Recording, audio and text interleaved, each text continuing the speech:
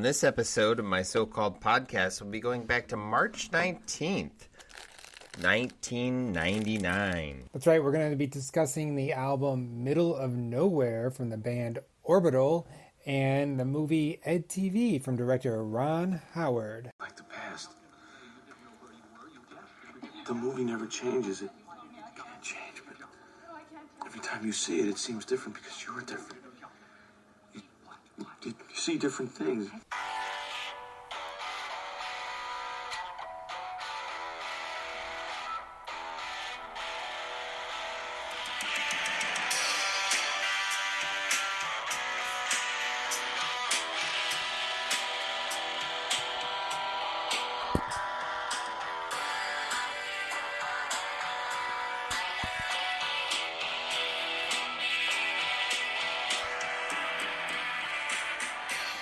Hey, welcome to my so-called podcast. I am Gary Linton. And I'm your 1999 shaman, taking you back to a year when people were like, what if there were cameras everywhere? That'd be freaky.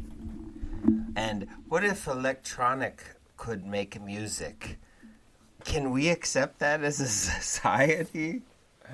I feel like I'm back in 1999 with what you're laying down, because that's exactly what people were like. Hey man, in 1999. Can you and I go out and kick this hacky sack around and talk about Orbital and EDtv? Like, whoa man, you know what I'm talking about? Heavy.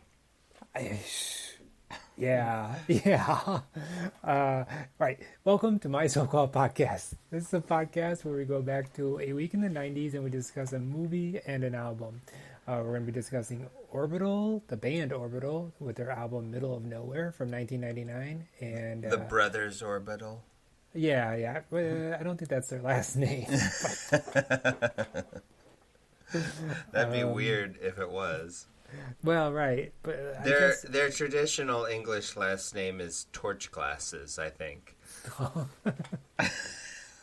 I'll give Orbital because it is two brothers, and they decided not to name the band just their last name, unlike Hanson. Yawn.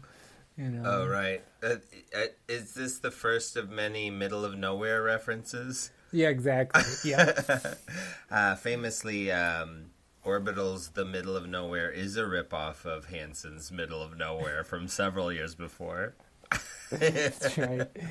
And that's not on the Wikipedia page. Get with it, Wikipedia. Right. It's like what Ryan Adams doing Taylor Swift's 1989. Orbital just did Hanson's Middle of Nowhere. You know what? They are very postmodern and ironic. They've done the Doctor Who theme. They've done...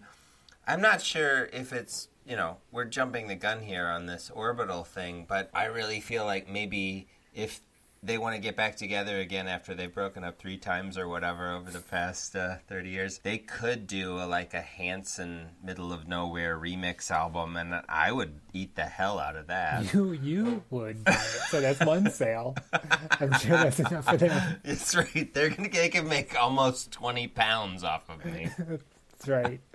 They can pay their cable bill for 3 days. Well, yeah, I don't know how cable works. Don't the British, they have to pay for the BBC, which is public radio. They have to pay for the BBC? You mean with their taxes they have to pay for it? Well, right, yeah. Okay, that's the way that, a capitalist would see it. I didn't know we had Charlie, what's his name on the... Rockefeller? No, RFK Jr.? I don't know. Oh, yeah. No, I'm thinking, who are the famous Twitter douchebags of the right? Oh, I don't know. I've been off to Elon Musk.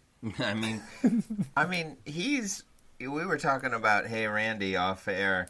He's sort of like the dorky libertarian that works at the video store, kind of. Oh, yeah. But also like the guy that wears a suit too often with a red tie, can't get a date, has a lot of loud opinions. That are mostly wrong. Factually wrong. Not his opinions are wrong, but they're based on wrong facts. It reminds me of this kid from our elementary school. He was in my sister's grade. He got a spelling test, the spelling bee. Yep. Oh, wait. So did he do the spelling bee or was it a spelling test? Yeah. It was the B. So it was like in Okay. front of parents, Yeah, at okay. night in the cafeteria, Oh. prizes abound. Probably first place would get you something like $5, I would imagine, in 1987. In any case, this kid, he got the word wrong because, some words are spelled Yep, they're different tricky. ways Yeah, depending on that's- meaning, and if you don't ask for a sentence, essentially, you spelled the wrong word, yeah, right? Yeah, right. I mean, it's tricky on the part of these fourth grade teachers, I'll grant you. Yeah. However, he got the thing wrong. The guy storms out, finds a dictionary, looks up the word he spelled right, and starts talking over the contest. Oh, As yeah, it yeah, has yeah. continued without him, a loser. And he's like, look, I win. This is, you guys aren't seeing. And it was like, yeah. So Elon Musk is part that guy. Right. Okay. Yes. You like that? That's called circumstantial. I Yes. got back to the point eventually. I do like that. Yes. So Anyway, why were we talking about him? Why were we talking about we were loudmouths just on talking Twitter? Because I don't remember how we got there. So we'll just Okay, keep well, let's going. just close that tab. This is Yeah. a podcast where we go back to the week in the 90s, the week of the week. We go back to a week. We pick a week, and that's the week for this week. This week is March 19th, 1999, getting close to the end, and that's when EDtv came out, obviously. The famous Yes. EDtv, which The Truman Show desperately ripped off a year beforehand. Wait, how's that work? I mean, they're two different. I mean, it's okay. So they have a. That's just a joke, general man. idea- It's just okay. a joke, man. Okay, It's just okay. they are lumped together often. I'm making an They are, obvious yes, joke. yeah. And actually, the only thing that's probably really true about that culturally is that The Truman Show was about enough of the same thing in such an artful way, in a very popular way, actually, the year before, that there was just no room in the cultural imagination for, like, another Forrest Gump or another what. It was just like it had been done in our imaginations already. Now, if it is an interesting question to think, what if EDtv was first? And it totally could have been, because it's a piece of shit little movie. Which we'll talk about in the second half of the podcast. So But stay we're tuned also- for Eric's opinion. Well, it's it's fine. It's like a pilot for a show I'm not that enthused about getting produced. Anyway, Orbital, this their, I don't know, fifth album or something. 1999's The Middle of Nowhere. They were an established act at least since their Glastonbury 1994 presence. So they're mature artists. were They haven't in quite a- done the score to the movie Triple X yet.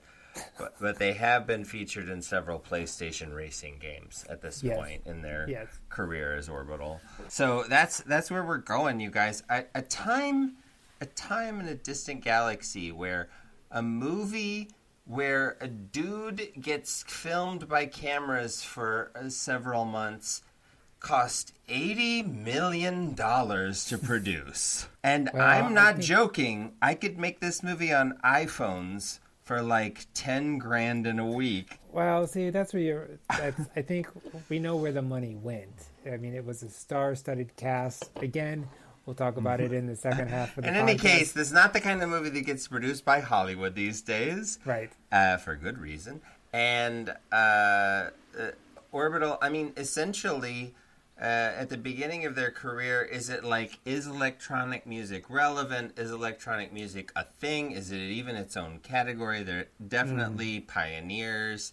And at this point, sort of in the middle of their career, they're sort of maybe doing about the best they're ever going to do at this point. They're at their peak. Not to say that this album is their peak, but definitely they're close, and nobody would really argue with that. And so we're kind of in a different world, is my point. This 99, it's right there on the edge of something, and it's like really was making me think about how different the 90s were than where we are now, even the very, very edge. So there you go, Gary. There's my deep thoughts. Sorry. Well, okay. Well, I that's apologize. Okay. I think something I want to set the stage is that, like, 99, you and I were both in college, the latter half of college, we're juniors, right?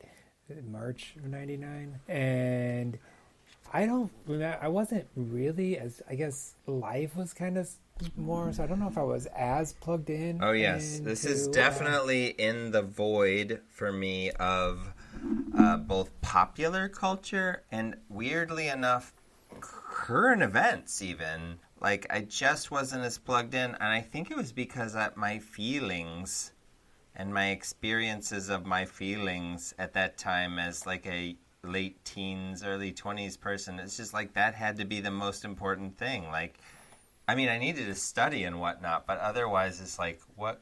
I'm pining for this girl, or my feelings are hurt, or like it's just. I mean, and it's just kind of that's also the time where it's like, oh man, I gotta start being an adult now, and that's sure. It's like, can I do that? Yeah, is that something I can handle? And I feel like the president's getting impeached, and it's like, well, that's got nothing to do with me. I mean, like I got my own shit going on over here. I don't know if I can be a human without my parents or whatever. I don't know. Maybe that's it. But definitely, people joke about it, I think. That college is sort of like a void surrounded by reality in a lot of ways. Yeah, well, right. Yeah. And it's like, that's sort of the mythos of Hogwarts or whatever. You're in another world created by that douchebag TERF. I forget her name. That's right. We don't need to. But, yeah. So that's where we were culturally, or I guess where we were personally in 1999. And that's kind of frames it. So when we go back and revisit this stuff, we usually like to... At this point, what was it? I guess Harry Potter was like maybe 1 or 2 books, but not a movie yet, I would guess. I think the movie is 2000. Yeah. So I'm thinking maybe there's... there might be Azkaban book by this point, but that's it. That would be the most, yeah. But I don't even think that. I think the first one, it was such a hit right out of the gate that I bet you they were working on the movie before Azkaban. So here's my frame of reference. In the spring of 2000, jeez. I'm so old, Gary. Yeah. In the spring of 2000, I was a student teacher, and the smart 4th graders were all reading Goblet of Fire in hardback. Oh, okay. Yeah, that was the first time that I ever had a smart board, which is the interactive projector instead of a chalkboard. And I figured out how to show them the trailer to Harry Potter and the Sorcerer's Stone, which was coming out that year. Oh, okay. So I think there were 4 books. That's got to be. That's unless I'm fabricating, I'm confabulating. I think it's the year 2000. So I think maybe we had 3 books in 99. I still don't think we have gotten to the bottom of this. Okay. And will we ever? That's the question. I think what we need to do is come back to this mystery in another episode. Okay. So stay tuned, listener. The mystery of how many books Harry Potter came out in 1999, to be continued. Yeah, I'm Sarah Koenig. Hopefully we can get Nancy Drew on this. I did you one better. I got Serial Sarah Koenig. That's true, yeah. Okay, so we also do a game to get everybody in the mood before we start talking about it. We kind of do... In the mood for what? In the mood of 1999 and listening or hearing us talk about Orbital and EDtv. Yeah, I feel that's what the game does. Okay, that's true. I agree with you, Gary. It gets you in that mood. And, for some reason, I can't figure why, I'm reminded of Arnold Schwarzenegger. Recently, I watched The Running Man, because I realized that my 12-year-old was the perfect age for The Running Man. Okay. And it totally rules. It's so awesome. It's like almost like a PG-13 stupid-ass late-night USA movie, but it's like pretty good and funny.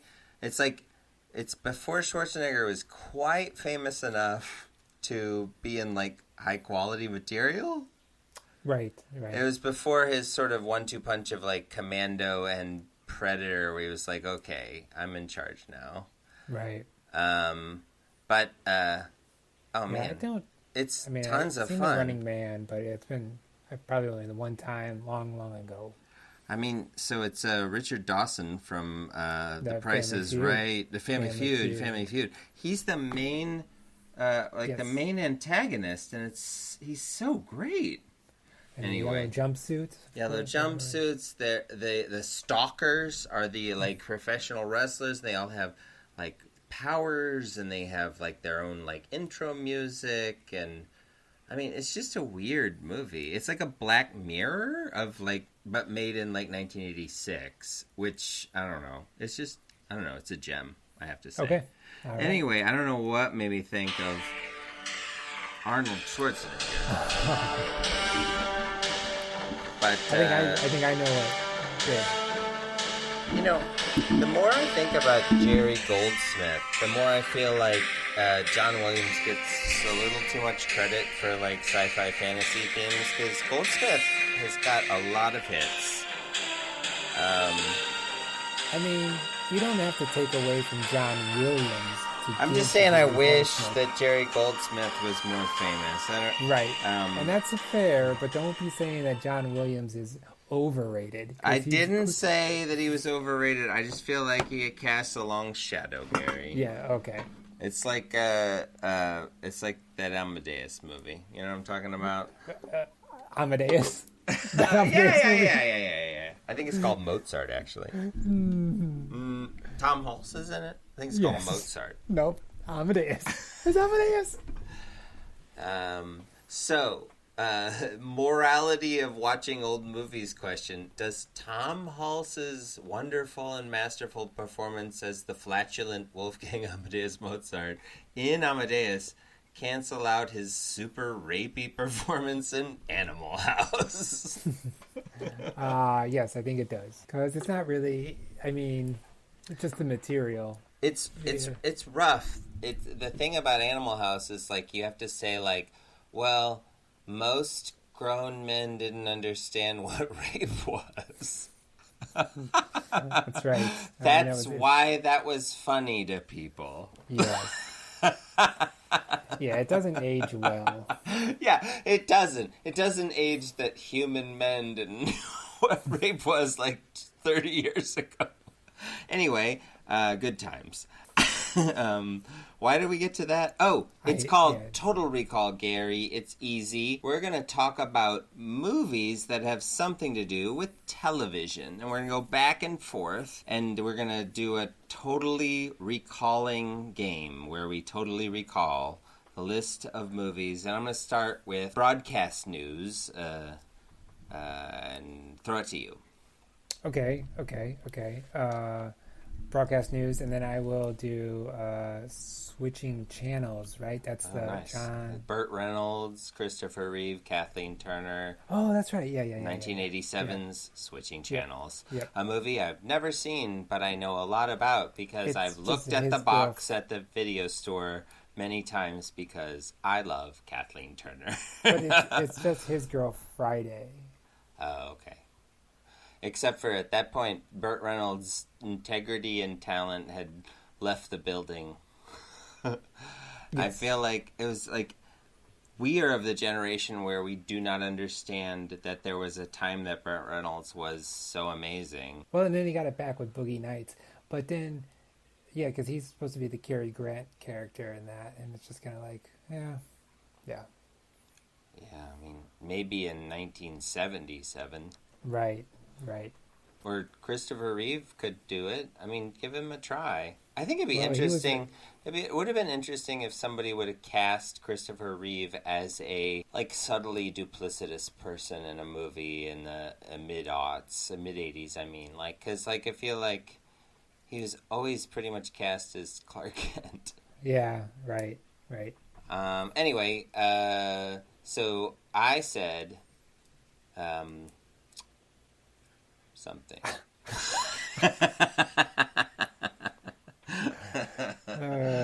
I said broadcast news and you said switching channels. Yes. So I'm going to say Anchorman. Okay, Anchorman. Broadcast news, switching channels, Anchorman, The Legend of Ron Burgundy, the whole title.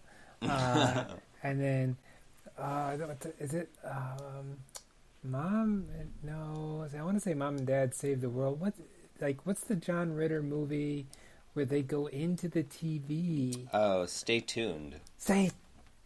That's it. That's what I wanted, but that's not it. That's Phone a Friend. Yeah. Okay. So broadcast news, switching channels. Switching channels. This is not going to go well. Switching channels, Anchorman, Stay Tuned to Die For. Oh, yeah, okay, that's a good one. Okay. Broadcast news, switching channels, Anchorman, Stay Tuned to Die For, and I keep wanting to say the Brady Bunch. I don't know if that works, though. Yeah, sure. Right? I mean, something to do with TV. The point is that we keep going. Okay. Broadcast news, switching channels, Anchorman, shoot. Stay tuned. Oh, yeah, Stay Tuned to Die For, the Brady Bunch. Yep. UHF. Oh, that's a good one too. Yeah. I think you might win, Eric, even though you did not remember all. I don't know. It's all about having fun, Gary. Yep. Broadcast news, switching channels, Anchorman, Legend of Ron Burgundy. You said To Die For. No, it was me then saying Stay Tuned, then To Die For. Mm-hmm. Then I said the Brady Bunch. Yes. You said UHF. Great. And this is maybe the longest we've ever gone. Yeah. Well, because we keep helping each other. Well, that's what the listeners want. That's what I've seen on the Patreon. No. We don't have one of those. Yeah, I'm drawing a blank. I don't have another one. I'm done. So that's it. That's our game. Good All right, game. that was Total a good Recall. one. I like that category. Yeah. Did you have another one in the chamber? I was going to do Good Night and Good Luck next. Oh, yep. That would be a good one. It's an excellent movie. The movie that tricked us into thinking that George Clooney could direct. Well, we also did, let's see, Confessions of a Dangerous Mind is okay. This has been Total Recall. Gary, there's nobody that wants George Clooney to be a good director any more than I do. I drank all of that Kool-Aid with that Good Night and Good Luck, a black and white PG reserved drama about journalistic integrity that totally rocks. It's a great movie. I love it. Okay. I guess what did Clooney do that made you say, no, he can't direct? I guess. Well, like everything else, I guess. Oh, so you're saying... Because he did Confessions of a Dangerous Mind before Good Night and Good Luck. And that's fine, but, that's obviously a script movie. Yep. He didn't... I'm sorry. I'm not... I don't want this to be I'm picking on George Clooney. He's fine. Yeah, why you... Oh, The Boys in the Boat, actually, he did just direct that, and people were saying that was really good. I didn't watch it. Did you watch it? I didn't. So he made this movie, The Midnight Sky, which is a science fiction movie, which I should eat up, but it's just got a bad... he made a movie called Suburbicon, The Monuments Men. I do remember Leatherhead. Yeah, that was not good. It's just not... It's spotty, my boy. Yeah, sure. I know he knows quality. I actually kind of like The Ides of March. Well, see, there you go. He's hit or miss, just like Hit Francis or miss. Ford Coppola. It's been a lot of misses lately. No, nobody is like Francis Ford Coppola. You mean 3 masterpieces and then some perfunctory, quizzical bullshit for the rest of his career? Wait. What are you calling his 3 masterpieces? So it would be 3 masterpieces, a very good war movie, and then some perfunctory. Okay. I'll even say 4 masterpieces. You're gonna go 4 masterpieces, okay? Sure. The I'm fine with that. Right. Honestly, if you're a huge whatever, I don't know, Outsiders fan. I'll throw that in for you. Actually, do you want to know my absolute favorite Francis Ford Coppola movie? Tucker, A Man in His Dream. No, it's Bram Stoker's Dracula. Oh, Number right, one with a right. bullet. Yeah. I know that The Godfather is better, but I will never love The Godfather's or the Conversation. Although I feel like I'm if you're going to say the best 4 movies by Coppola are like Conversation, The Two Godfathers, and Apocalypse Now, I think my favorite of those is The Conversation, actually. The Conversation's great. It's so good. It's so tight. It's a psychological thriller about the main character, which is, I don't know if there's that many movies like that, really. Well, and it's great that, and that's the thing, is like he takes 2 sprawling movies, like The Godfather 2 is like continents, time zones, Cuba, it's the Cold War, it's so sprawling, and then he makes the Conversation. It's just such a small. It's like it's so tiny of a movie. It's funny though, like cinema, baby. I mean, you don't have to traverse the globe. I was just we just watched Eternal Sunshine of the Spotless Mind, which I'll just drop in here right now because it's 2004. I will never talk about it. Mm-hmm. I mean, I remember I liked that movie, and I remember that it was one of my favorites, but it's something quite different to revisit something that's one of your favorites, after 15 years or whatever. And that movie is just so good. It's so good. Yeah. And it is so small. It's like, could have been made for like $10,000, a lot of the stuff. Like, they spent all the money on the actors, like you talked about, actually, earlier, and like a few of the sets. Like whenever they're getting bathed in that giant sink, or he's underneath the giant table or whatever. Yeah. But so much of it is like so reality based and like, I don't know. But anyway, it's still wonderful. I need to rewatch that because we were watching what was that, Oren in the Dark, where Charlie Kaufman wrote this kids film, adapted a book on Netflix, and like the movie becomes like a take on children's stories, and it's like, oh, that's pure Charlie Kaufman. It's great, and so is it good? It's pretty good. As far as animated children's flicks on Netflix goes. So I mean, I feel like what's happened for me with Charlie Kaufman is that starting with probably that. Schenectady, New York. But I did kind of connect with Anomalisa a little bit. But like since then, even Anomalisa to a certain extent, it hasn't been like that feeling of like weird connection of kind of, I would say, adaptation and Malkovich and Eternal Sunshine as sort of the trilogy of like masterpieces that it's like there's not a single scene in that movie, Eternal Sunshine, that's like I don't want to watch again. It's so great. Everything's so great in it. Everybody's so, when it's not like deep and sad, it's funny, it's romantic, it's tragic. It's like everything all in one, and it's also like very truthful and believable, but also like just throws in the magical realism and is just like, deal with it. Like, the way they do that is they interview them on audio cassettes. And they put them in manila folders. Yeah. I love it. Anyway, it's great. But that's not what we're talking about, Gary, at all. Nope. But if we could talk, I could talk about that for 3 hours. It's great. Mark Ruffalo, young Mark Ruffalo, trying to romance Spider-Man's girlfriend. Yeah. Meanwhile, Frodo is sexually assaulting Kate Winslet's character through the business. Yes. It's wild. It's a wild movie. Yep. Anyway, dancing in the underwear. Oh, yeah. Yeah. Actually, Mark Ruffalo's dance in his underwear is really cool. He does this thing where he puts his fists together and his thumbs and pinkies down and dances with it. Yeah. It's a good move. I'm going to steal that. Okay, so now is the time where we move into talking about Orbital's album, Middle of Nowhere. Before we do that, Eric's going to give us the top 10 singles that were on the radio the week that we're talking about 1999, March 19th, 1999. That's right. There's 10 of those songs. The first one's by somebody called Deborah Cox.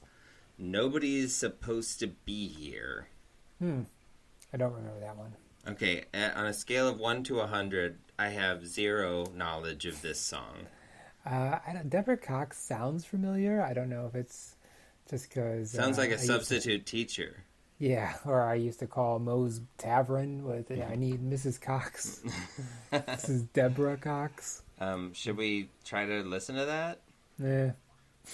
Okay, you heard it here first. Nobody cares. Number 9, Every Morning by Sugar Ray. I know that Sugar one. Ray, yeah, I know that one too, yeah. This is probably late in its tenure, I guess. Maybe it had been out for a while.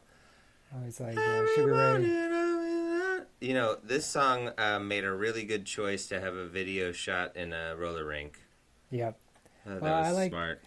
Sugar Ray, I remember they had an interview where they talked about how they went ahead and felt that they needed the DJ in their band because they had a DJ.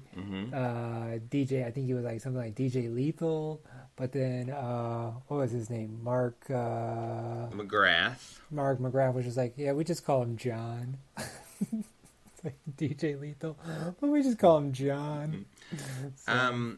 Yeah, I love how he just seamlessly transitioned into game show host. Yeah. That was amazing. He was almost like cheating on his band with Extra for a while there. Love that. Because he was already sort of, I don't know, like bad boy game show host already. Well, it's like, he had too much charisma, and he's like, I gotta find a place to unload this charisma. So this is the Deborah Cox song. I'm gonna try to get further into it here. What the hell?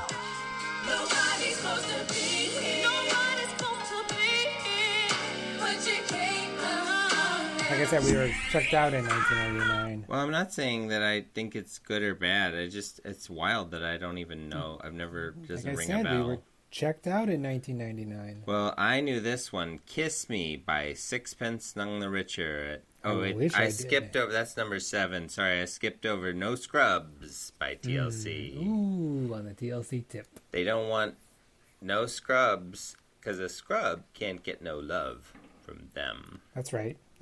But you know what? Those ladies deserve no scrubs. They deserve no scrubs. They don't deserve no scrubs. How about that? Okay, yeah. Number 6, All I Have to Give by the Backstreet Boys. Okay. Number 5, In the Arms of the Angel. Fly away from Sarah McLachlan. Number 4, I Still Believe by Mariah. You're on Fire. Yep. Carrie. Number 3, Angel of Mine. Monica. Yeah. Whitney Houston featuring Faith Evans and Kelly Price were staying at this hotel at number 2. Gary, do you know what it was called? Oh, no, I don't remember. The Heartbreak Hotel. Number 1. This intensely auto-tuned song made Cher relevant again in 1999. Yeah. What is it called?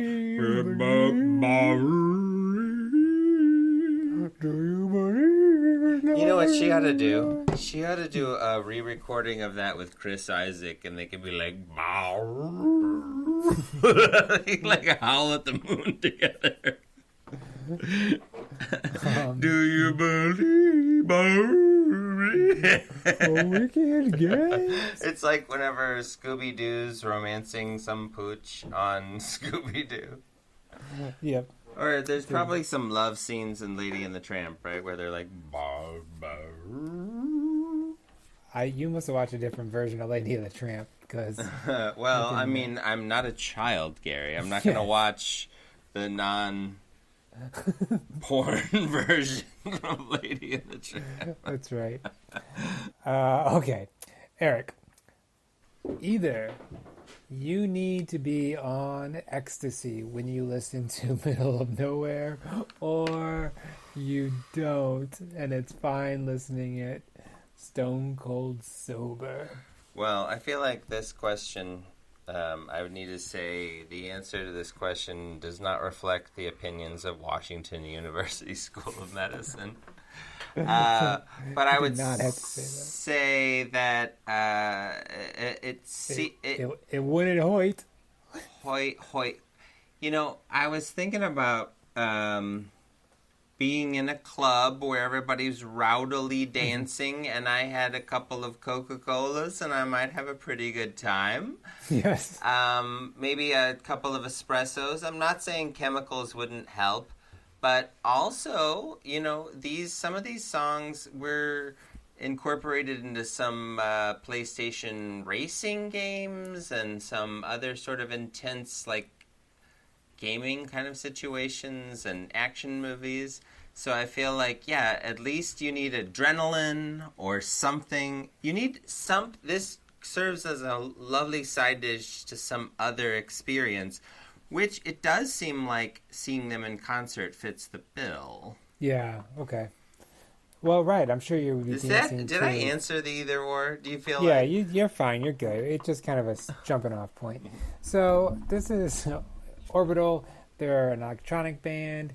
I think also acid house is one way that you would describe their music. And the acid in acid house. The other thing I was going to say, you know, your question is, do you need to be on ecstasy? Yes. And, like, I feel like probably from what I've heard about ecstasy, it's like that probably would improve most things, at least in the very short term. Right. The issue is the after effects. But speaking as a psychiatrist, I do know that it was actually developed as an antidepressant. This is like works in the wrong way. Right. I mean, unless you're dying tomorrow, I guess. Oh, right. Yes. So. Oh, this has gotten super deep and dark. Let's move along. Well, right, Orbital. They're two brothers. They're doing acid house. Listen to Orbital at all before this podcast? Well, reading through their discography and their Wikipedia page, I probably have, because I know that I've listened to the whole Mortal Kombat soundtrack album before, and I've played some of the video games that they're in, but no, they haven't been on my playlist of, like, people that I'm aware of. It's sort of like they're in the background somewhere. Like, I do know that they are brothers. They perform on stage together. They have sort of, like, just a little less iconic headgear than Daft Punk. They have the torch glasses, and I've seen that. And I knew that they were, like, big, like, they were sort of like, I mean, people talked about them, like, along with the Chemical Brothers and people like that. And I was into that to a certain extent, but I almost felt like I needed somebody to show me the way a little bit more of, like, the British, like, electronic music. I didn't know what was good and what wasn't. It was hard to kind of know, you know what I mean? Yeah. Like, so I guess that's why it got onto, like, soundtracks. I actually remember that they had the main release single off that Saint movie, that Val Kilmer movie. Yeah, I was actually, so when you first mentioned Orbital, I was like, oh, I know Orbital. I believe they're off the Trainspotting soundtrack. But I was wrong. They are not on the Trainspotting soundtrack. I think I was maybe thinking of Underworld, which is on the Trainspotting soundtrack. But I mean, they totally could have been. I mean, their huge years were sort of 93 through 99, from what I can tell. And they were on the Beach soundtrack, I think. Yes, which is Danny Boyle. Well, that's the next Danny Boyle movie. But, honestly, I was looking through the stuff that they have either done the soundtrack for or had a song on the soundtrack for, and it's like they're always on the thing that kind of sucks, but also represents, like, totally that moment in pop culture. But it's like they always take the wrong turn. It's like, right, they're on the beach, not train spotting. They're on Triple X, not Fast and Furious. They're on they're always They kind did the of Saint off. instead of Mission Impossible. Exactly. It's like they got the biggest thing, but it's just like they rolled red instead of black, and every single freaking time, like it still goes on and on. They did the whole soundtrack for a 2023 $100 million Mike Myers movie for Netflix that no one watched because it's supposed to be so terrible. Mm-hmm. I don't even know if it was a movie or if it was 6 episodes of a hilarious show no one watched. I'm not sure. Right. Do you know what I'm talking about? No, I don't. No, I don't. Really? You've never even heard of what I'm talking about? I love that. Anyway, that was their latest, score. Well, what did you think of Middle of Nowhere? Did you enjoy anything from it? Yeah, I enjoyed this album quite a bit.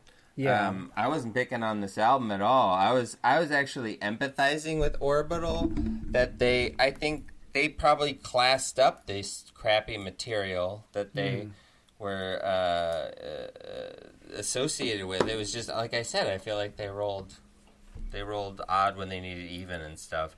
Yeah. I think Nowhere to Run, the third song on this album, is really, really fun and propulsive electronic music. Really, really good, enjoyable stuff. I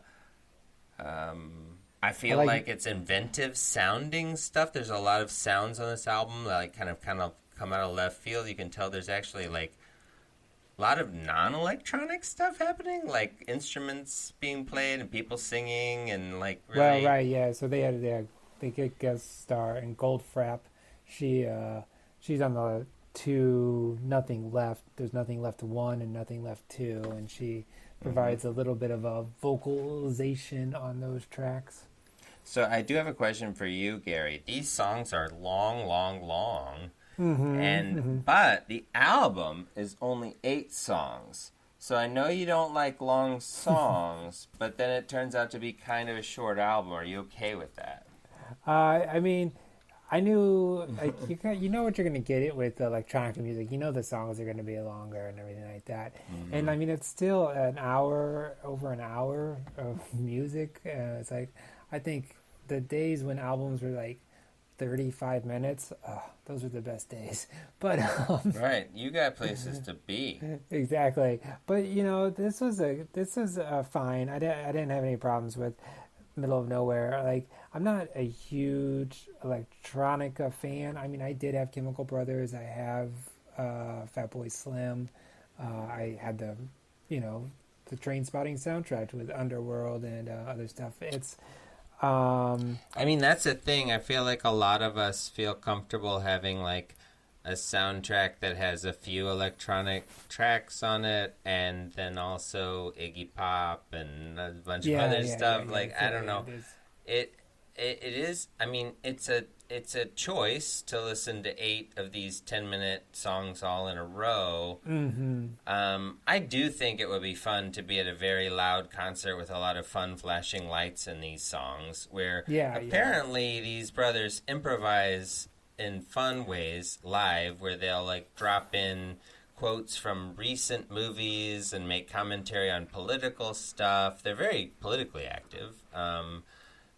Very liberal, left-wing kind of anti, even recently Brexit and things like that. But they started off like Harry Potter, recording their first single Underneath the Stairs in their father's little office that he made underneath the stairs. And that was called Chime. Okay.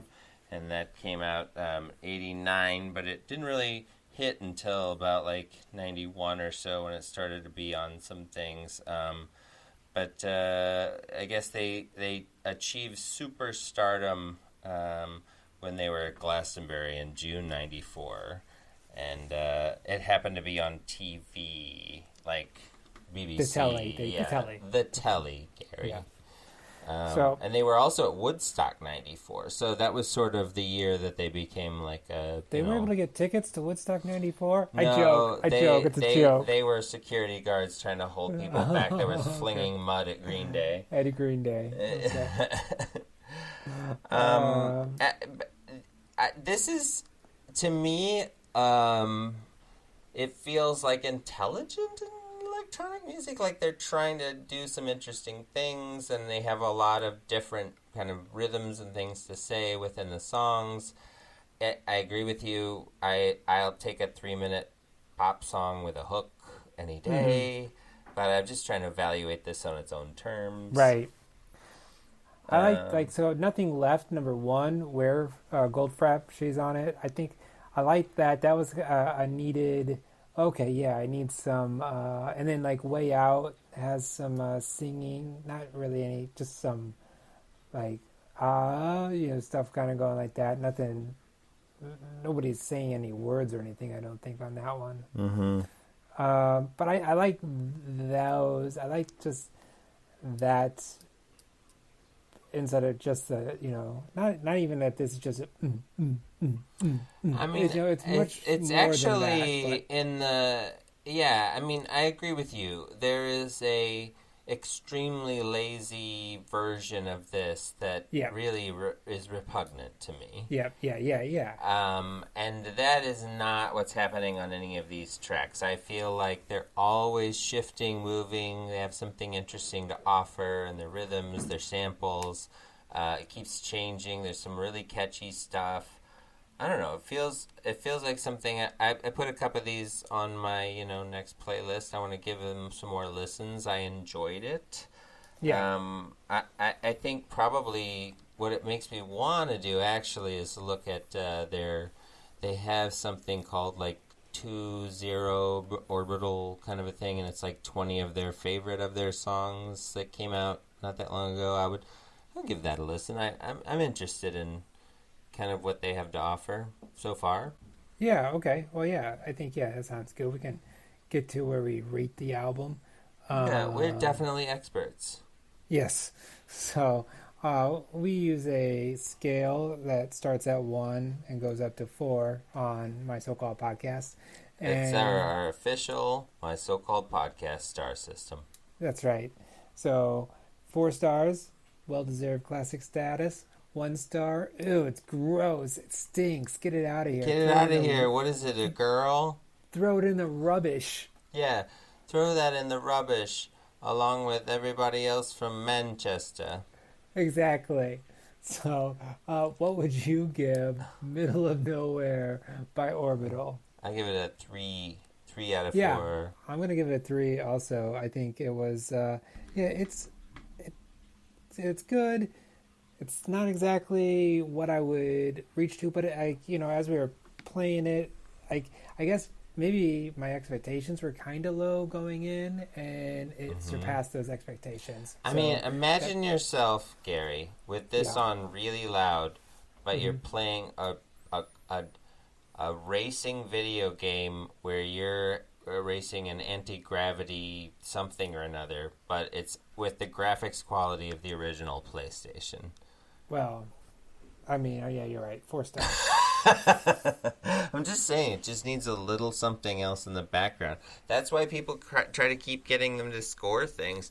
They scored this other movie.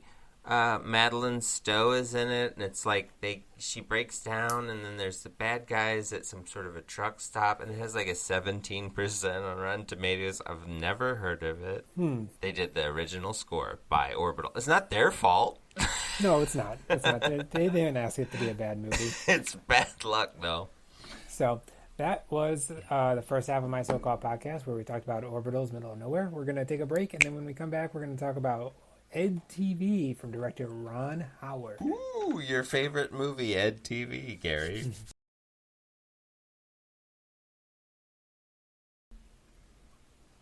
Folks, this is Cynthia Topping. She's the program director at True TV. We're getting our butts kicked by the gardening channel. People would rather watch soil.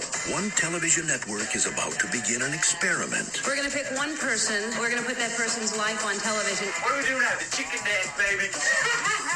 This is the guy you want to go with. Yes. Morning.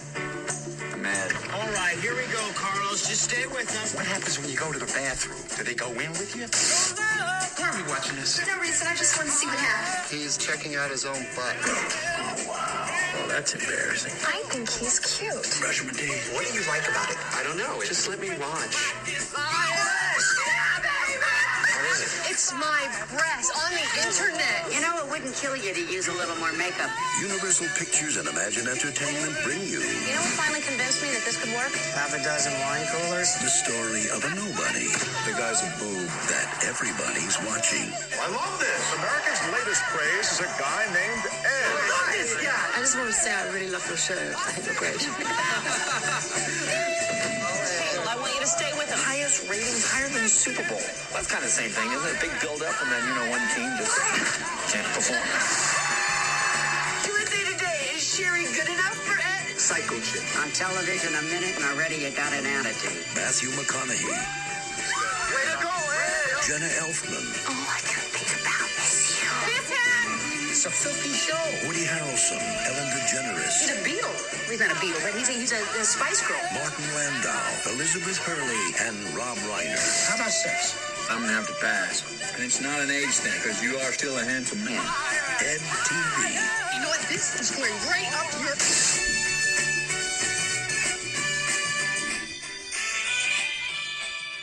EDtv.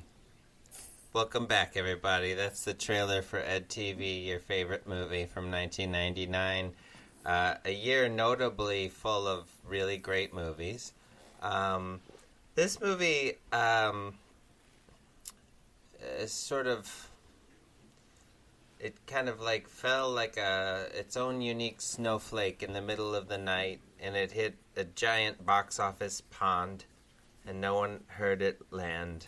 Well, yeah, And it disappeared forever. Yeah. Well, I mean, I guess it didn't until now. We've uncovered it. We're like Exactly. archaeologists of Yes. popular culture history. brushing off the relic that is EDtv. I mean, I feel like most people, including future True Detective stars Matthew McConaughey and Woody Harrelson, would rather you forget that EDtv exists. Although, I mean, I hesitate to go so far because I do think that Matthew McConaughey is particularly charming in this movie in ways that I don't think he's actually still doing. He's doing other things now, and he's a sweet and charming young man in this movie in ways that I just wish there was a real romantic comedy built around this Ed. Yeah. But Gary, I'm supposed to ask you an either-or question, right? No, not yet. No, I'm going to give you the Oh, that's right. movies. A that top were 10 out, movies. I'll at stop. the box office. Oh, my yeah. either-or question's going to be even better now then because I can Okay. think about it. Yes. So, number 10, this is the movies that were at the box office the same time that Ed was released. This is the same weekend. So, number 10, 10 Things I Hate About You. Previously, in my so-called podcast, we talked about 10 Things I Hate About You. I believe we had a friend of the show, Owen Spiegel, on that episode to talk about 10 Things I Hate About You. That movie is about people that wear shirts that show their entire abdomen. That's right. Well, just the female. Female presenting characters. Yeah. Exactly. Yeah. Number 10, Baby Geniuses. A lot of I ruined the joke. Baby Geniuses. Number 10. Is that the one where Diane Keaton finds a baby in an airport or whatever? No, I don't think so. That's Baby Boom. Baby Boom. Yeah. Is this the one where a giant baby goes into town and knocks over the buildings? No, that's Honey, I Blew Up the Kid. Well, I don't know. Is this the one where John Travolta is the sperm? Sure. I guess number 11 was 10 Things I Hate About You. I think I might have screwed Well, that up it's when I saw confusing 10 because it starts with a 10. 10. Yeah, I think that confused me. How embarrassing. Number 9, True Crime. Is that the... Oh, that's a Clint Eastwood joint, I think. Oh, yeah. True Crime. I'm Number Clint 9. Eastwood. My titles can be as generic as I fucking want them to be. That's right. Unforgiven. That's right. Should it be The Unforgiven? No. Exactly. Number 8, Life is Beautiful. Life is Beautiful. Number 8 at the top 10 box office. Yep, it had already been out for 23 weeks. I mean, it was a slow burn. Yep. Number 7, Shakespeare in Love. And then number Shakespeare 6, in Love is number 1 on a top 10 list of movies that have fallen in my esteem because they won Best Picture. Yeah. Like, I wish that movie did not win Best Picture, and then I could watch it again and see if I actually like it. But I did not like it second time I watched it. And that's just, I don't know. And that was after it won the Best Picture. Right. But the first time I watched it, I was like, that was pretty cute. Yes. Yeah, Joseph Fiennes, Gwyneth P. I mean, I just don't think that movie can bear the weight of Best Picture on its shoulders. It's just a rom-com. It's cute. It's fine. Well, right. Yeah, and that just goes to show you, it was a bought Best Picture. Harvey Weinstein basically bought the Best Picture. So, okay. But he seems like otherwise such a great person. That's right. Yeah, exactly. All right, number... True Crime is a 1999 American mystery thriller film directed by Clintrid Eastwood and based on Andrew Klavan's 1995 novel of the same name.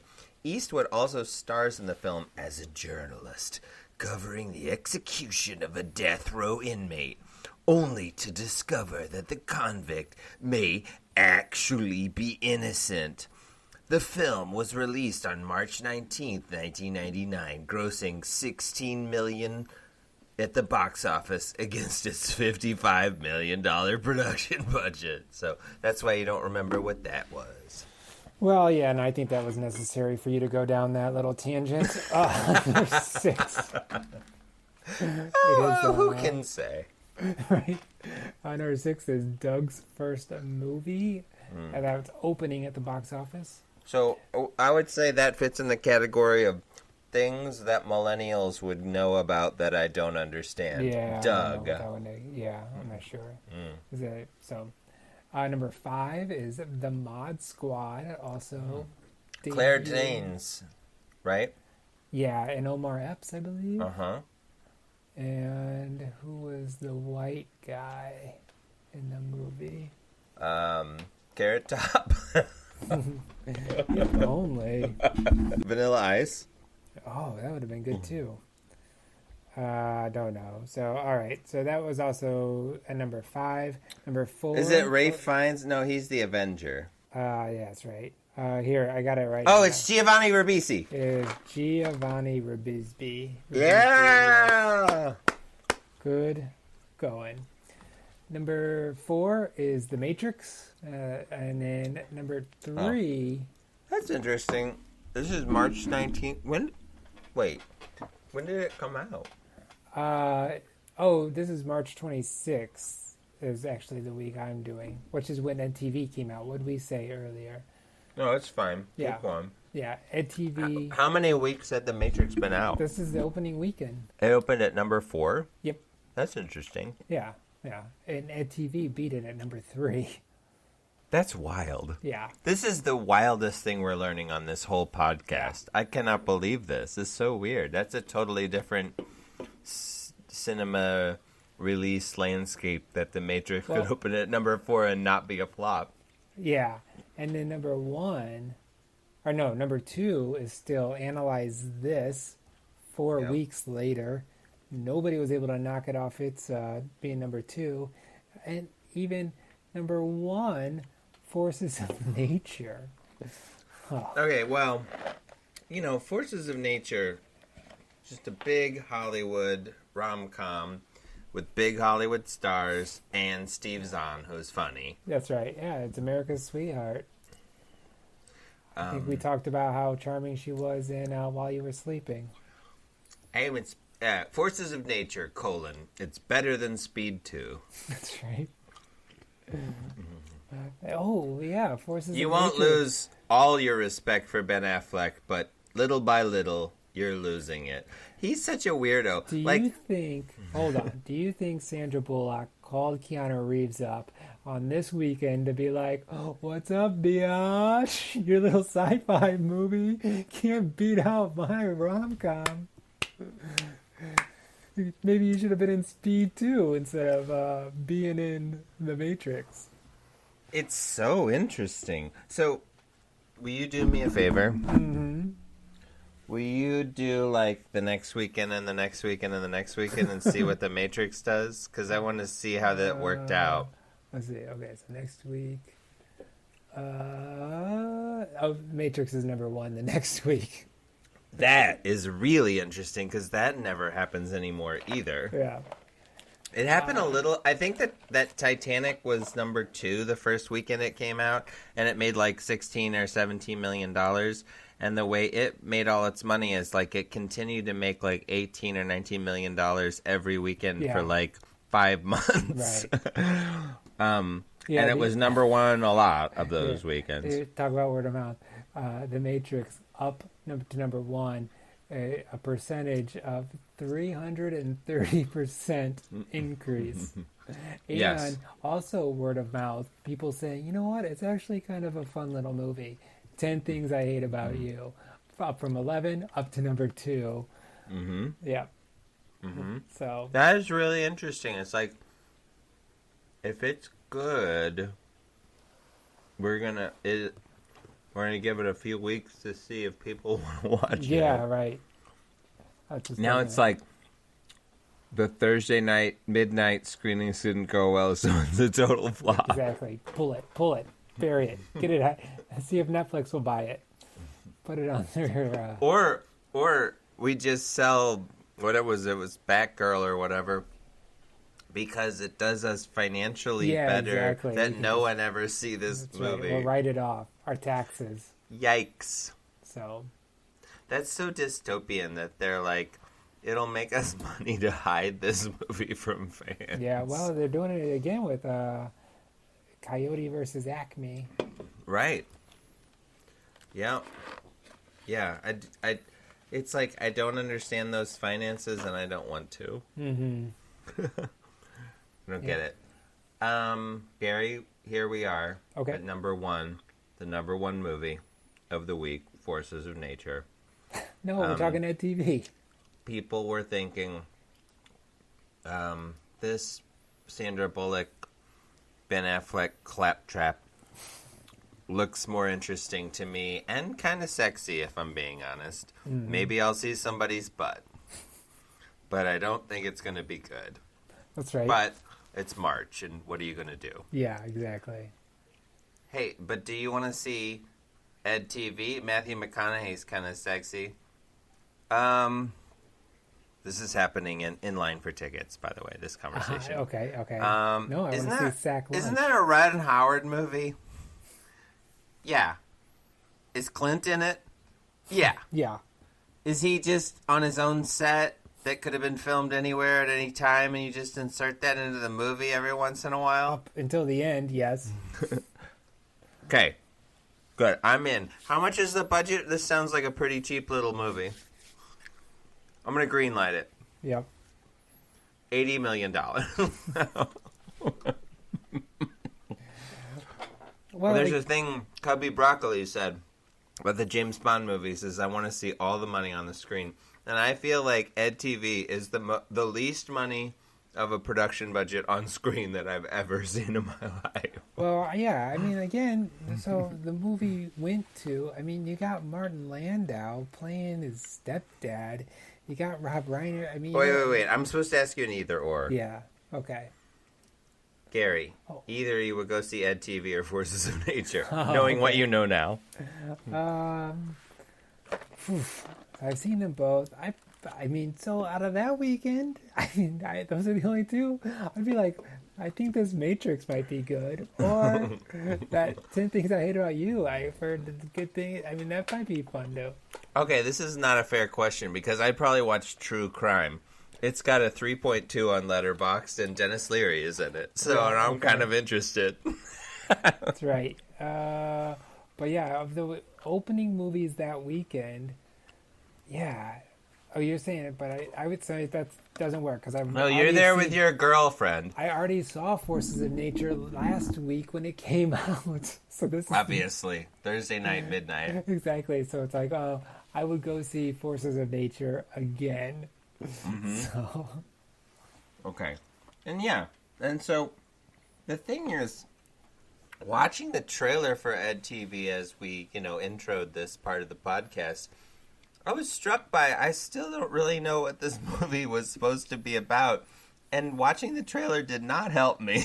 It's like a series of things that happened to Ed. Well, so I think what they did, like you had mentioned Truman Show earlier, and they are the same idea, but executed completely differently, and which is fine. I'm not, bagging on EDtv for copying. People get the same idea, and they execute it differently. But because Well, it was obviously, we should say, it was obviously the impending reality of our collective human experience that we have now come to find commonplace, which is that everything is on TV all the time. Yes, yeah. And we are inventing a reality where it would be novel for one person to be on TV all the time, which is what EDtv is about. So it's really old-timey. Yeah.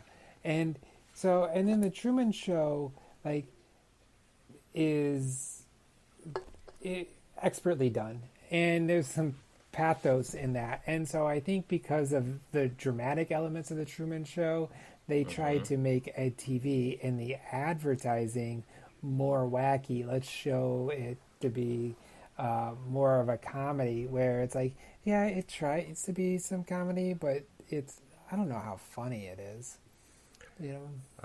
Yeah, it's such an effective and moving drama. Well, no, it's not that, Eric, but I mean, here's the problem with the Truman Show comparison, is that the comparison itself is never going to do a movie like EDtv any favors. We've got Lowell Gantz and Babalu Mendel, the City Slickers guys. Well, okay, I'm going to stop right there because not only first before the City Slickers guys, I mean, this is a TV, everybody is, like Ron Howard, Lowell Gantz and Babalu Mendel, they worked on Taxi, Woody Harrelson, Ellen DeGeneres, Jenna Elfman, Rob Reiner, Martin Landau, Mission Impossible.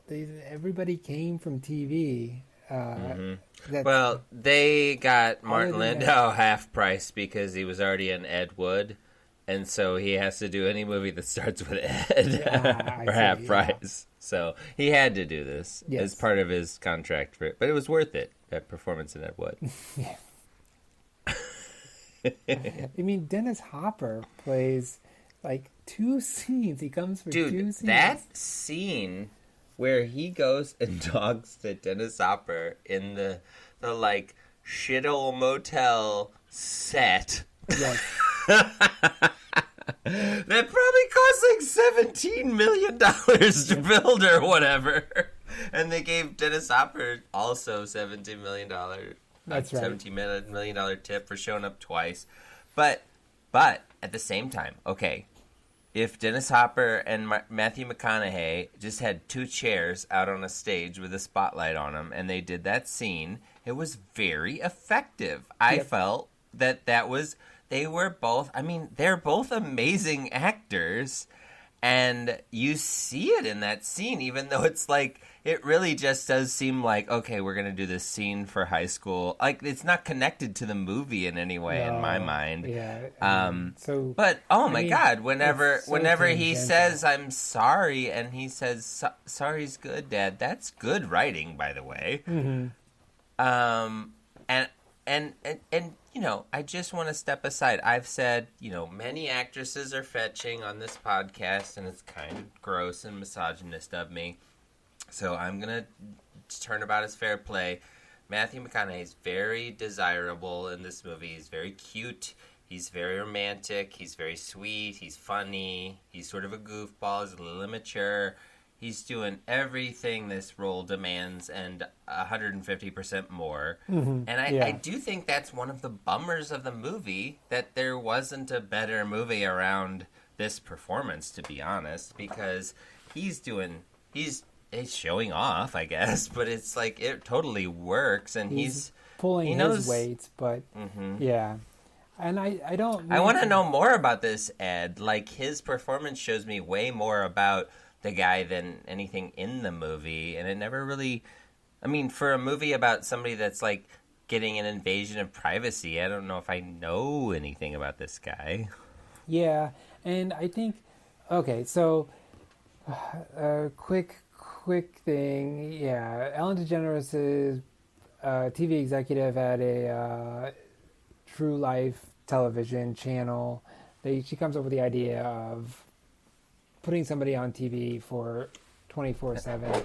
And there was a time when Ellen DeGeneres' sort of world-weary, cynical jokesterism that's on display in this movie was fresh and new to me and did make me laugh. Yeah, and she's still pretty good for the most part in this movie. I mean, she's fun. She's okay. Yeah. She's just doing this one thing, though. Which is her. That's her. She just does this one thing, yeah. Her And so that's why there's yeah. when it turns towards the end, she's supposed to make this turn. I just don't buy it, and it's almost like they could have just left it out. Yeah. Because anyway, I'm not sure that she was good casting. Right. If I'm supposed to have sort of an emotional... I also feel like Rob Reiner's character is operating at a different sitcom-y level than McConaughey is. Although, I will say that Woody Harrelson is also operating at that, like, in a less mature way than, like, say, Woody on Cheers was. Like, It's sort of even broader.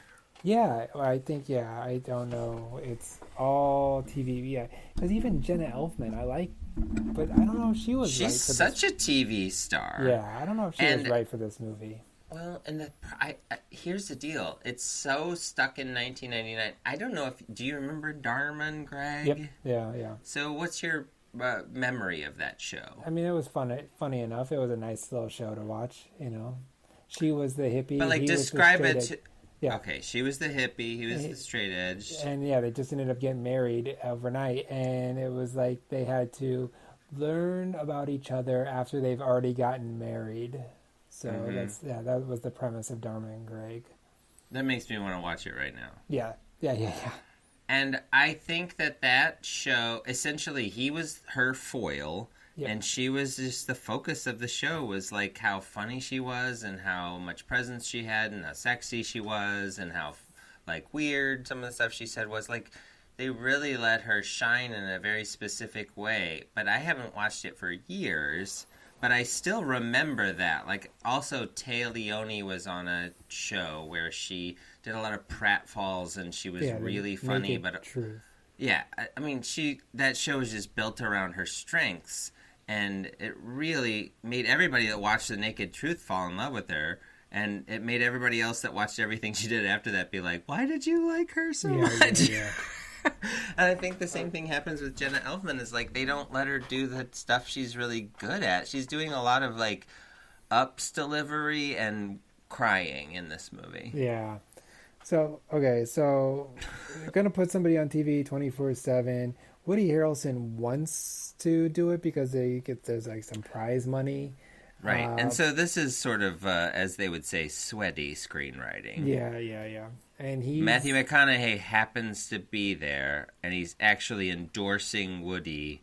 Like, you should put him on. I'm a selfless dude. Right. I want it, but I don't want it enough to tell you I want it. I'm sexy as shit. Mm-hmm. And the thing is like, he would know at that point that he was also auditioning. He's not an idiot.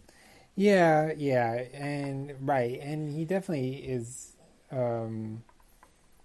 Yeah, I don't know, but he does do everything right. He points at Woody and says, "Put him on. You're not going to regret it. He's the best." You know. Yeah, is that where he tells the story? Even at that time, I don't know, but Oh, and at this time, Woody Harrelson is dating the Jenna Elfman character. And, Right. And so... So that to me also feels very strange because I'm not sure that Lola Gans and Baba Lumentel are qualified to write women. Yeah. Because it seems like she just exists as this thing between the brothers then, because they never show us why she would be dating Woody. No. Or why anyone would date Woody Right. in this movie. He's so boring. That's right. And so it must be some sort of self-loathing, which seems like something she needs to get over before she gets with Matthew McConaughey. But maybe I'm taking this too seriously.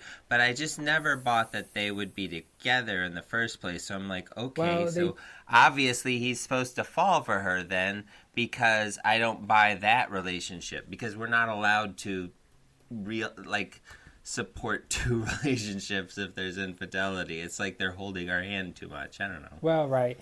And they try to explain that away where Jenna Elfman's like, oh, I always just make bad choices with these, my boyfriends. And so that's kind of a little hand wavy. Look, we explained it. That's why they're together. She makes bad choices. Well, that's what I'm saying. They don't have anything to offer us in the way of making her believable in pretty much anything she does, except for when she tries to stand up for herself and say, like, look, I don't want to be on TV all the time. And to me, there's some really elegant, like, story beats in this that I feel like are really interesting, because to imagine that, like, essentially there's a part in this movie where she is extremely offended that he's essentially kind of doing a selfie.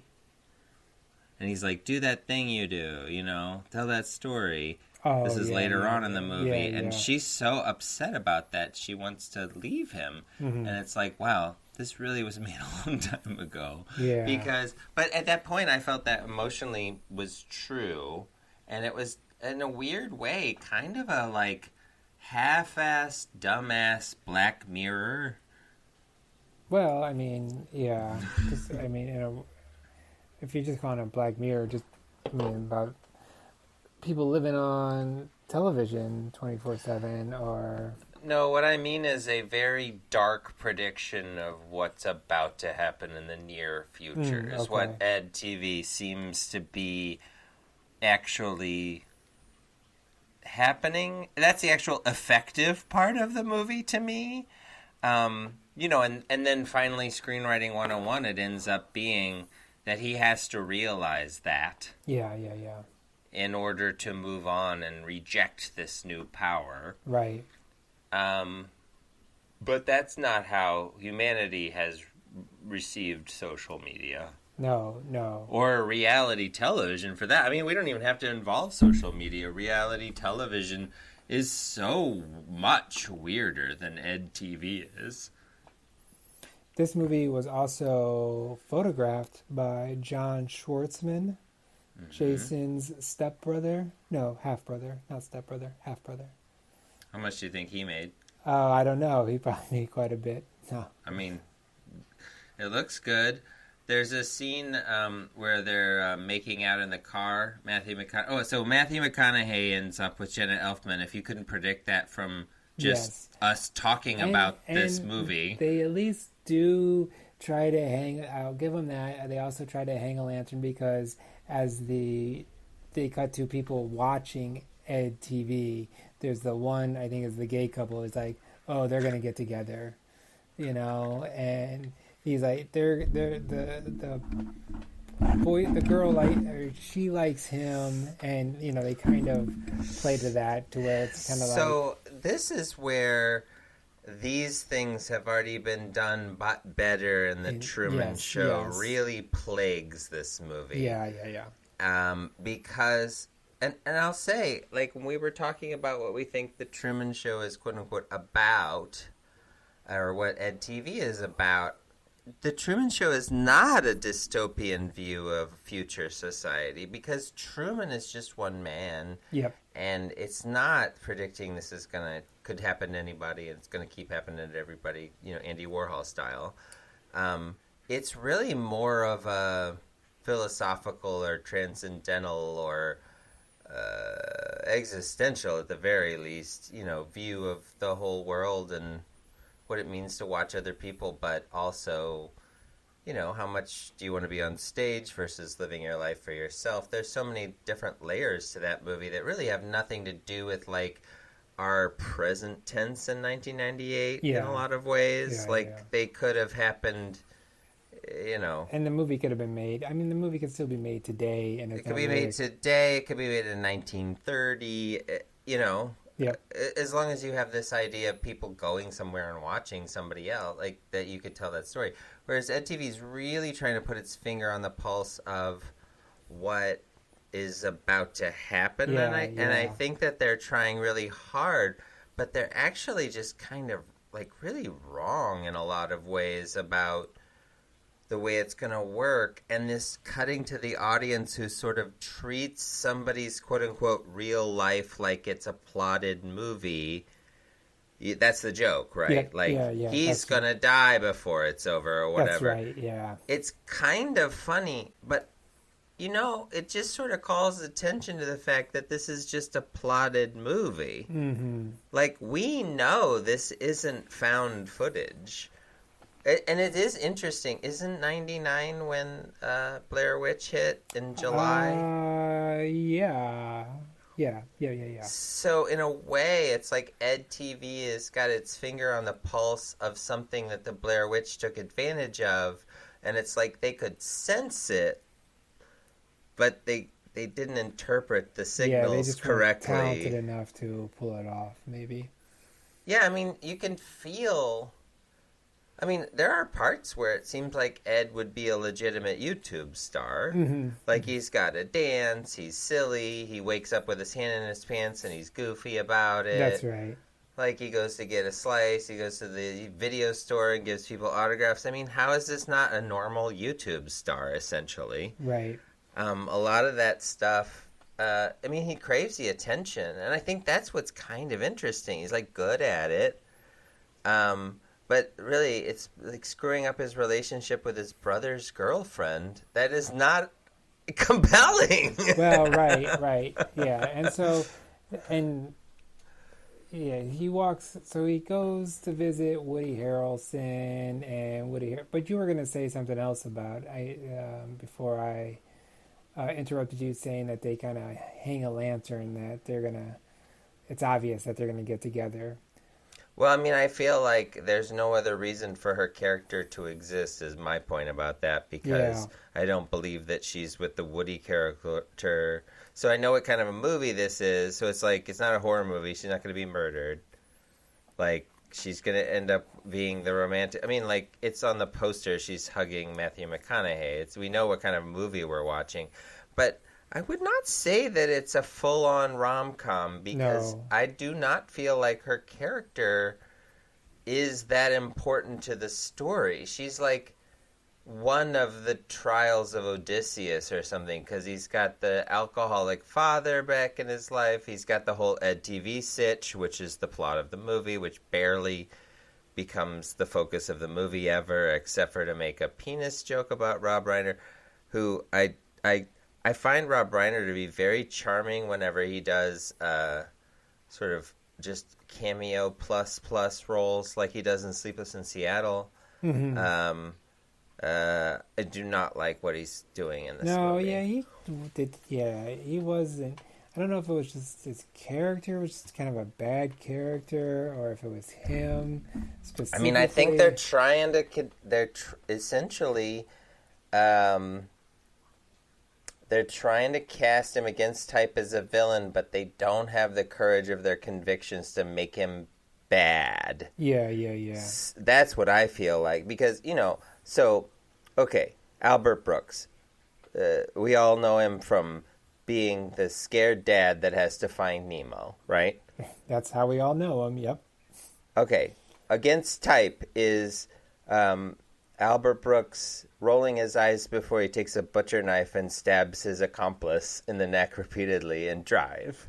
Yeah. Because he's a bad guy. Or even, Out of Sight, he also is a little against type in that, But in Drive, it's like, I didn't expect him to be that kind of a killer on screen with that kind of violence, and that's like using the against type, whereas they can't like give up the Meathead. I mean, I guess Rob Reiner just can't do anything but Meathead, and I just don't believe Meathead is this mean, and so I just didn't buy it. Right. I don't like what he's doing. I don't like really anybody else in the room. I don't like Ellen's deal in this. Gary Watanabe. Okay. He's in it. Did you like what he was doing? He was fine. He didn't really have anything else to do. To me, I feel like you got a real candles. You got like a opportunity to have like 6 funny people around a table, like improving. Like, that could be a funny scene, but it's like a showpiece for whatever Ellen's doing and whatever Rob Reiner's doing, and it's like, nope and nope. Yeah, I don't know. It doesn't. Those scenes are like, can we get back to Matthew McConaughey or Jenna Elfman? I think Jenna Elfman is, sweet in this. She just has really nothing at all to do. We needed more Adam Goldberg. I mean, Adam Goldberg's pretty funny when the scenes he was in. I felt like he was really showing off some stardom because he was like flashes of greatness, but he didn't have a whole lot to do. Well, right. I mean, that's what we needed, more Dazed and Confused alumni. Matthew McConaughey, Adam Goldberg. Yeah. I mean, this movie could have benefited from just like a general, more of a shagginess to it. Where it feels like a stately production, and it just doesn't. I mean, even the news vans with EDtv on the side of them, like it's a local news channel or something. Mm-hmm. That to me was like, oh my god, these fucking out of touch boomers are like, we know, isn't this the internet with fans? Yeah.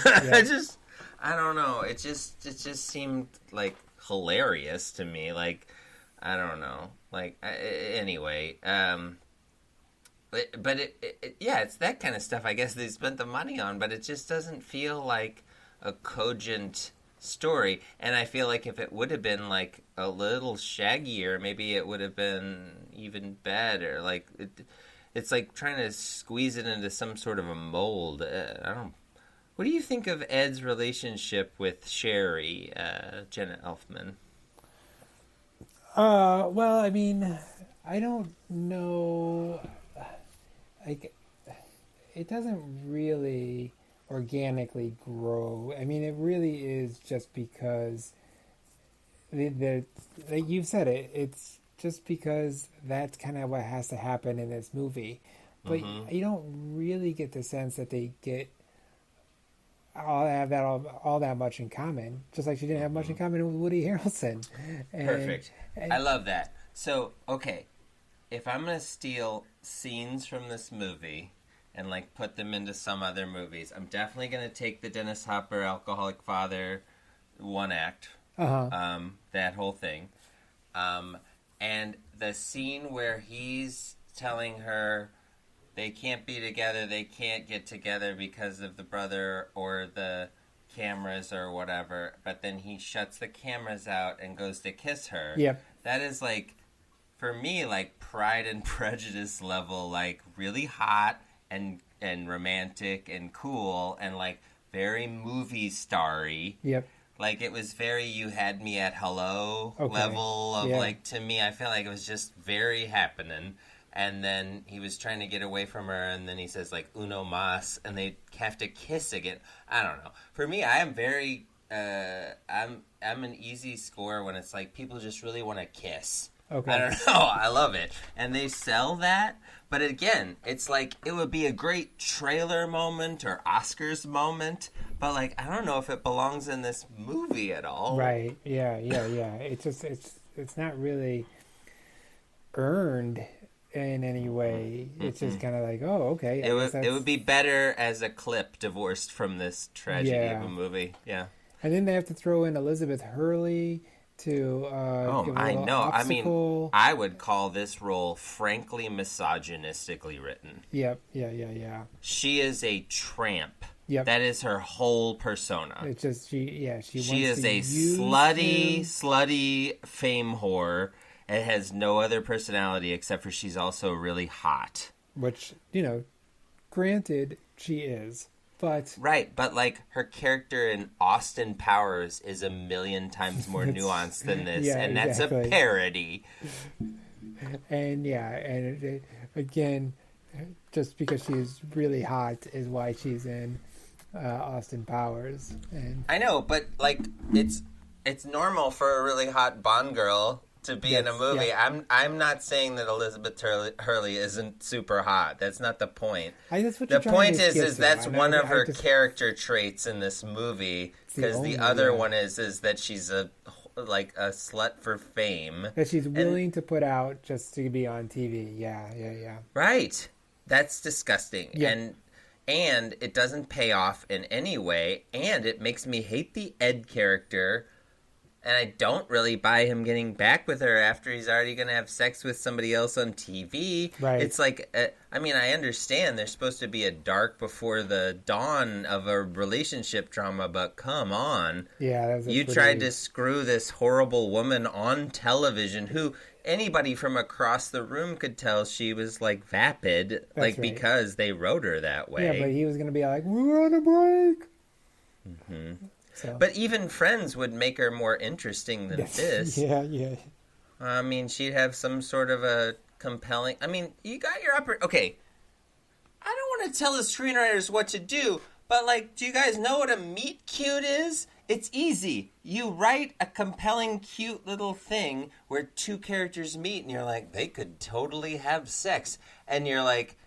Because they're both beautiful people, it's not hard to do. Right. But instead, it's like this weird predatory thing when Elizabeth Hurley meets him, so that she's coded as evil woman, as opposed to Jenna Elfman, the Upstriver, who is Cinderella or something. Right. I don't know. You're right. It would have been better if, instead of Elizabeth Hurley, when we first met... Yeah, you're exactly right, because we first meet Elizabeth Hurley, and she's clearly trying to get her hooks into Matthew McConaughey, because she's like, oh, you're on EDtv, I know who you are, and Adam Goldberg's even like, oh, yeah, does she have any friends or anything like that? Mm-hmm.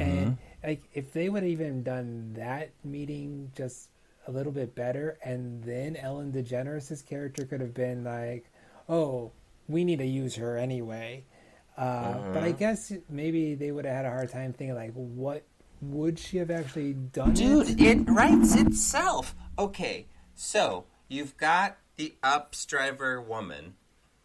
If we're going to do this misogynist screenplay, let's do it right. Okay, the Upstriver woman doesn't want to be famous. Explicitly doesn't want to be famous. Yes. Whenever he falls in love with her, he does this EDtv thing. Mm-hmm. And the Elizabeth Hurley character, who, in my world, he would already know. She's just a beautiful woman that he already knows, that has always sort of they've always liked each other, but she really just wants the fame. She's not really into him. Yeah. But she's into him enough that, she's willing to go ahead and, yeah. And maybe you could even have her doubts. Maybe I should go for somebody that I really, truly love, but he's such a nice guy, or something like that. So it's a complicated 3-person love triangle, except for obviously Jenna Elfman's the obvious one, but they could even fake you out, they're not going to end up together, and then boom, you get another one of those passionate kissing scenes. This would be so much better than this movie that we watched. Yeah. I'd rather watch that. It doesn't even leave you very happy, right? It's like this really antiquated penis pump joke. Oh, yeah, right. The whole movie twists on that? Yeah. So $80 million, and they're you don't want to rewrite that at all? Right. You finally get to the end where Ed's like, I don't want to be on TV anymore, but Rob Reiner is like, no, you signed a contract. Have to be. That's very Black Mirror, right? Yep.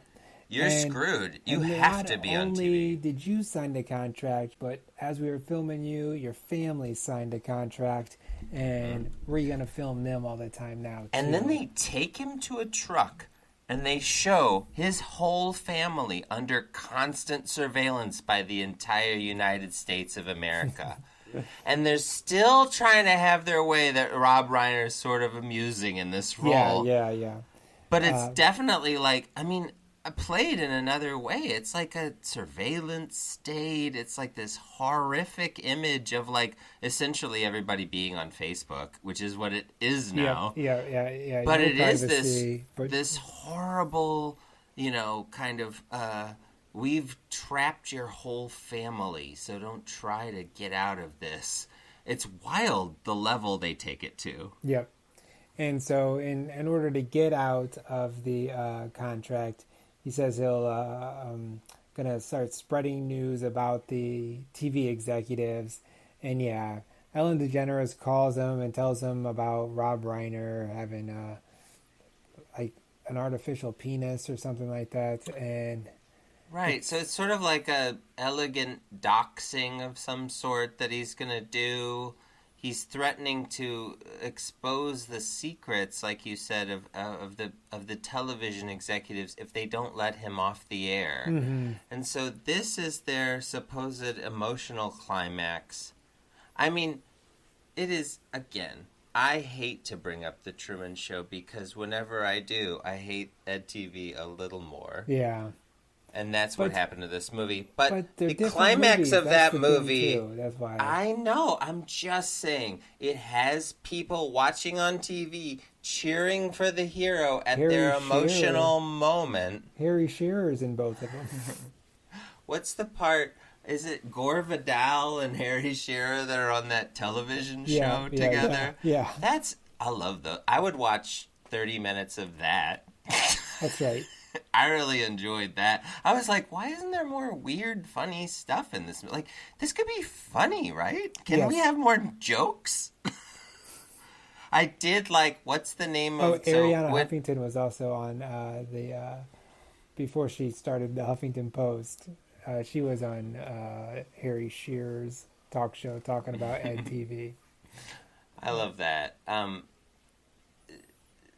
So Woody Harrelson does not take it kindly that Ed's the one that ends up with what he was trying out for. No. And he acts like a petulant child because he is. Yep. And I just want to put an asterisk in this and be like, so that's another character trait of Ed, is that he's loyal to his brother, even though his brother gives him absolutely no reason in this movie to do so. Which, I guess is the true definition of loyalty. So it makes you think Ed's stupid but lovable. In any case, he writes a book and makes money off of not getting picked. Oh, yeah. And what's it called? My brother screwed me over, something like that. It was kind of like... I think it's like my brother pissed on my grave. Oh, yeah, exactly. Oh, yeah, my brother pissed on me. Now that's funny. Yeah, that's a pretty good joke. That's funny, especially they have like a display at B. Dalton in the movie, like through the window, and it's like him, and it says it like really big. My brother pissed on me. Yeah. I just wish there were more jokes that made me laugh if the characters were gonna suck so much and the storytelling was gonna be stupid. Yeah. Okay, so anyway, at the end of the Truman Show, everybody's getting up and cheering for Truman, who is literally deciding whether or not he wants to truly exist. That's right. And in this, Ed is going to tell on some rich guys that their penises don't work on live television. We're all standing and cheering for him equally. And they, again... What are we doing here? This could be the on-screen... She's like, kisses him on screen, right? Yep. Passionately. And that's like their final... They know it's 20 seconds until they're off air or whatever. And like, he says something like, I thought you didn't want to be on TV. And she's like, just this once, and kisses him again, and then it goes to black. Make it about the romance. Yeah. It's easy. It's easy. And if they're wrong about their predictions of the future, if you lean into either it being really funny or being really romantic, I feel like they would have succeeded. But it's like, I don't know what they're even trying to do. Too much is what they were trying to do. I think too much and not doing anything good. Well, yeah, that's been EDtv. A very frustrating movie, as you can tell. Like, it's not that they weren't. It's so weird. It has so many wonderful ingredients, but it's like maybe that's right, Gary. It's like a pizza with a scoop of ice cream on it, and it makes it gross or something. That's right, some banana. Some Jenna Elfman. That's right. So, Martin Landau. Oh no, we shouldn't go to the credits before we talk about Martin Landau, who is, actually worth watching this movie for. Maybe he's very enjoyable in every scene. He gets to be kind of a potty mouth. Yes. This is sort of a little bit of what What's His Bucket would do in Little Miss Sunshine a few years later. Alan Alda. Yeah, Alan Arkin. Arkin, that's right. Yeah, it's a little bit like that, but a little more subtle.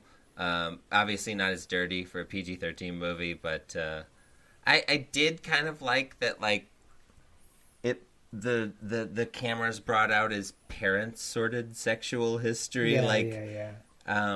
Sally Kirkland is his mom. I feel like she is giving a kind of a interesting performance, but the women characters are just. I don't feel like they make any sense. I don't feel like they're all sort of at fault all the time. Right. Yeah.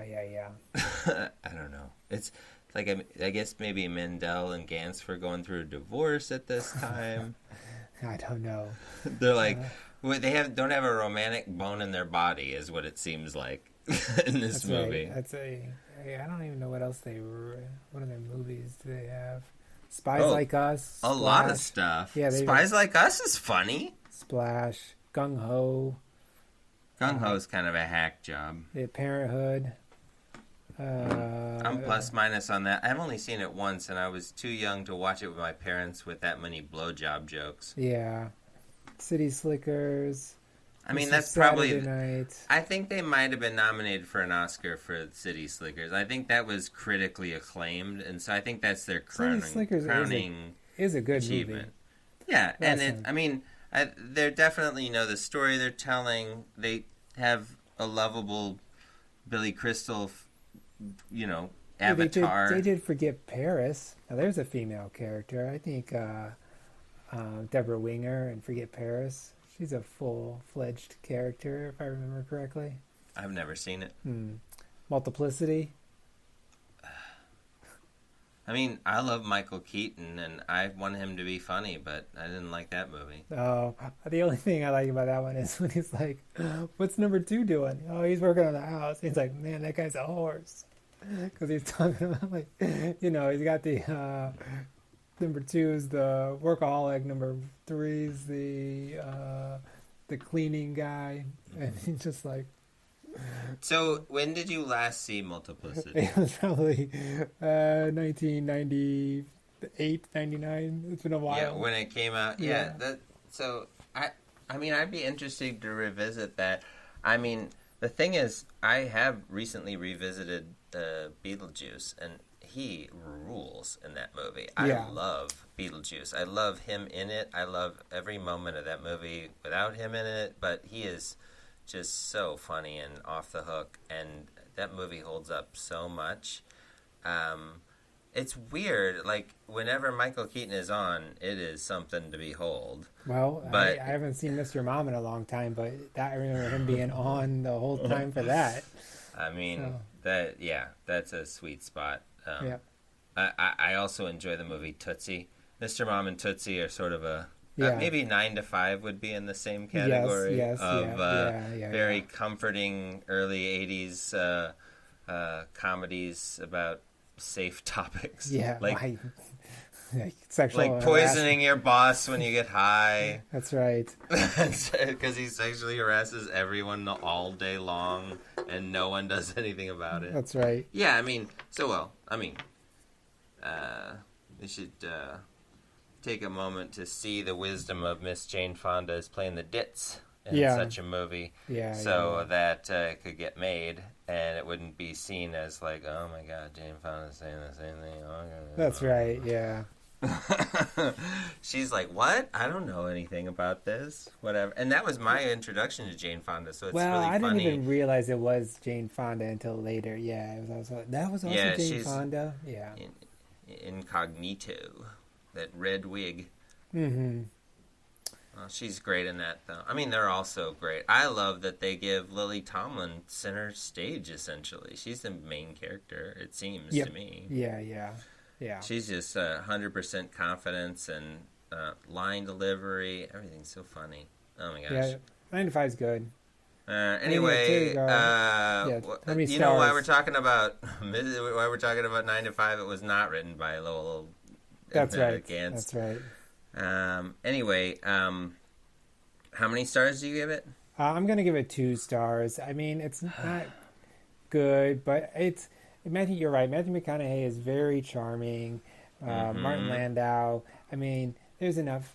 2 stars. I'm giving it 2 I mean, stars. there's definitely 2 stars worth of stuff to chew on if you really want to think about it, and it's very 90s. Yep.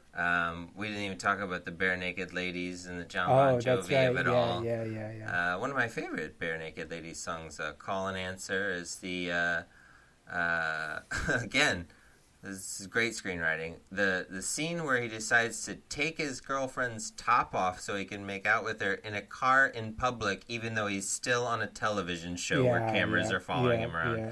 It's like, and then Gary, you will not guess what happens next. What happens? Gary, you have to guess. Oh, do the cameras find them? They do! Who could have predicted this in such a great movie? Yep. I don't know. It's hard to give that 2 stars. It's an abomination in a lot of ways, but it's also like sweet enough. And Yeah. I don't know. It's really sweet and spicy. It's awful. I cannot recommend it, but I also feel like if this conversation makes you curious, like looking at gore on the internet or whatever, like it's that kind of an Al Gore? experience. Yeah, pictures of Al Gore on the internet. Don't do it. There's probably a subreddit. I'm sure. Well, Gary, this has been a delight. I'm sure everybody feels very enlightened. Yep. Thanks for listening to another episode of My So-Called Podcast. We will be back. Thank you, Gary. All right. Bye, Eric. Hey.